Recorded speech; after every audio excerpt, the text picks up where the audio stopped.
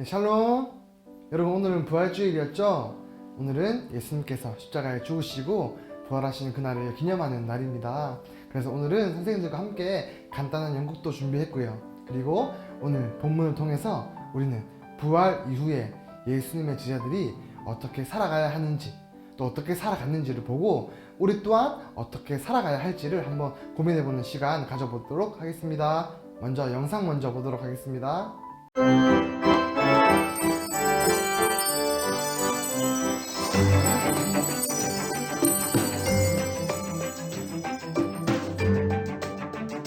제12과 구원자이신 예수님. 제자들은 예수님이 부활하신 것을 사람들에게 전했고 많은 사람들은 예수님을 믿기 시작했어요. 예수님께서는 다시 살아나셨어요. 예수님 믿으세요. 우리도 예수님 믿읍시다. 종교 지도자들은 제자들이 사람들에게 예수님의 부활을 가르치는 것이 싫어서 제자들을 잡아 감옥에 가뒀어요. 제자들을 감옥에 가둬라. 부활이라니 말도 안 되는 소리. 다음 날 대제사장들과 종교 지도자들은 제자들에게 벌을 주기 위해 재판을 열었어요. 제자들을 재판하여 벌을 줘야겠으니 감옥에서 제자들을 데려와라. 대제사장은 제자들에게 어떤 권한으로 사람들을 가르치는지 물었어요. 누가 예수의 부활을 가르치라고 허락했느냐?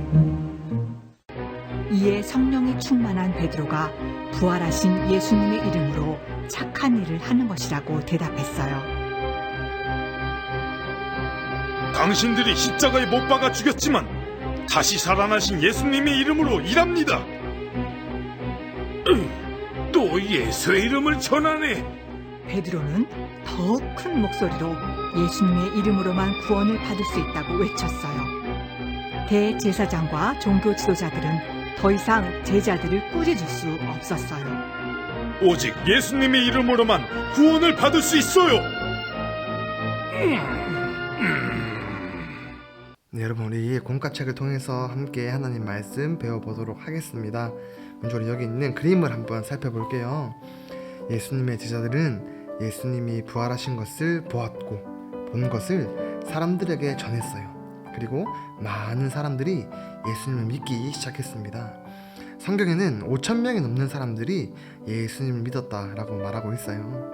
그래서 이렇게 예수님을 믿는 사람들이 늘어나니까 예수님을 싫어했던, 예수님의 부활을 믿지 않던 종교 지도자들이 예수님의 제자들을 감옥에 가두었습니다. 그리고 그 중에 대장인 대제사장들과 종교 지도자들은 예수님의 제자들에게 벌을 주기 위해서 재판을 열었어요. 그래서 이 대제사장은 누가 어떤 권한을 줘서 너희가 지금 예수의 복음을 가르치느냐? 라고 물었습니다.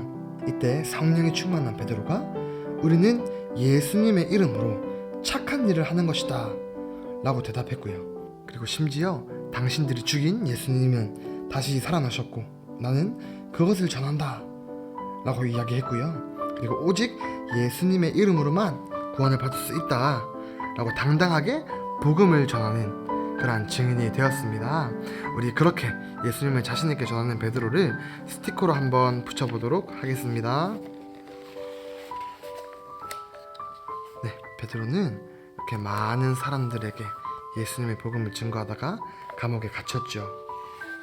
그리고 그는 죽음의 순간 앞에서도 당당하게 예수님의 복음을 전하는 복음의 증인이 되었습니다.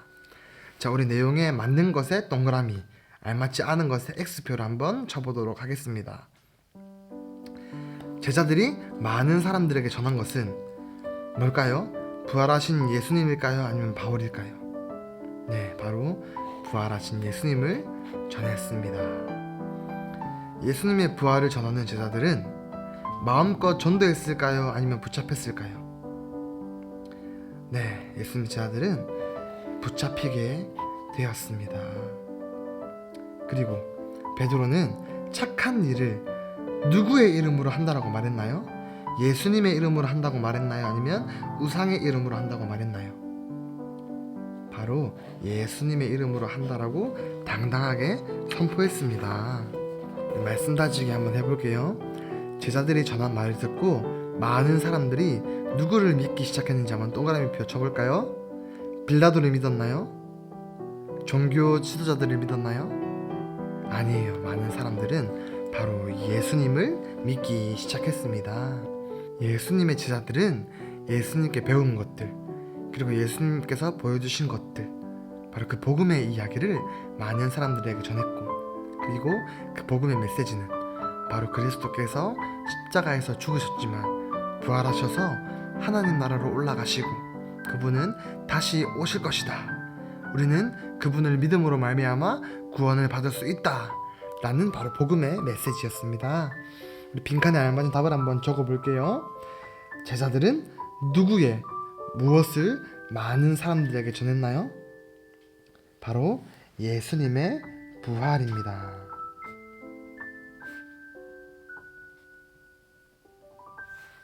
2번입니다. 종교 지도자들은 예수님의 부활을 전하는 제자들이 싫어서 어디에 가두었나요? 네, 감옥에 가둡니다.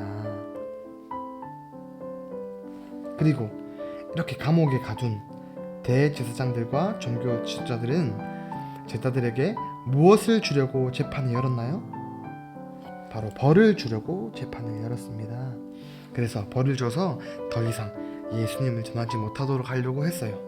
그런데 성령이 충만한 베드로는 부활하신 누구의 무엇으로 착한 일을 한다라고 말했나요? 바로 예수님의 이름으로 착한 일을 한다고 말했습니다. 이것으로 끝나지 않고 베드로는 큰 목소리로 예수님의 이름으로만 무엇을 받을 수 있다고 외쳤나요? 바로 구원입니다. 바로 이 복음의 소식은 우리에게도 동일합니다.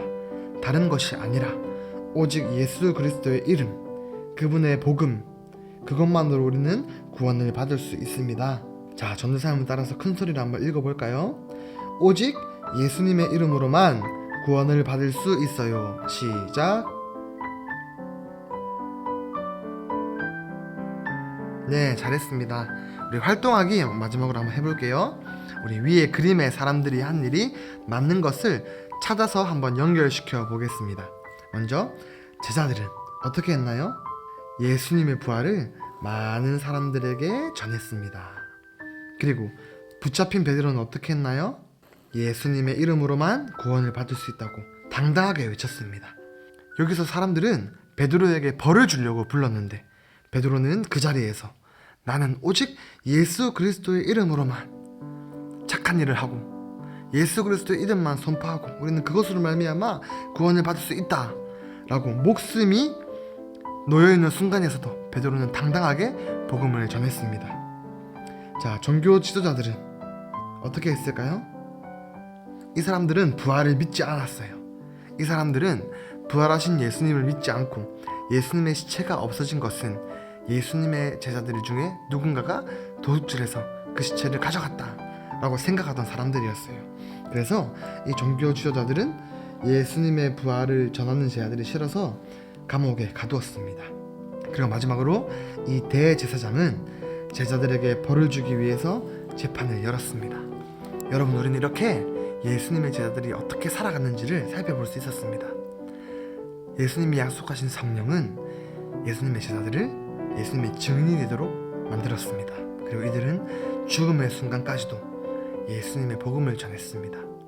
우리 또한 그런 은혜를 받았죠. 그래서 우리의 삶도 죽음의 순간까지 예수님의 부활을 전하는 증인의 삶이 되어야 합니다.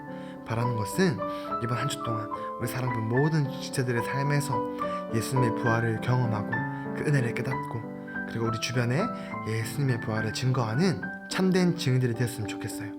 그리고 그 모든 것들이 성령님의 도우심으로 된다는 사실을 잊지 말고 날마다 성령님의 도우심을 구하는 귀한 사랑부 지체들 되기를 바랍니다.